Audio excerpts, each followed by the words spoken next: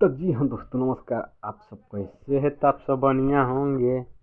तो मैं आप सबके लिए एक न्यू छोटा सा गाना के रिव्यू में आप सबके बीच लेके आ चुका हूँ, जो गाना के नाम है ललका तिसटवा आला। बिल्कुल सही सुना भाई, ये ललका तिसटवा आला गाना खेसारी लाल यादव का गाना है और उनका साथ में गाई है शिल्पी राज। क्योंकि ये गाना इतना भोजपुरी इंडस्ट्री में धमाल मचा कर रख दिया है कि जहाँ सुनोगे यही गाना चल रहा है और बाज रहा है। और दोस्तों, आप लोग ये गाना नहीं सुने होंगे ललका तिसटवा वाला, तो जाइए यूट्यूब चैनल पर सर्च मारिए, सर्च मारकर सुनिए, सुनकर लाभ उठाइए और फिर बताइए आप लोग का गाना कैसा लगा।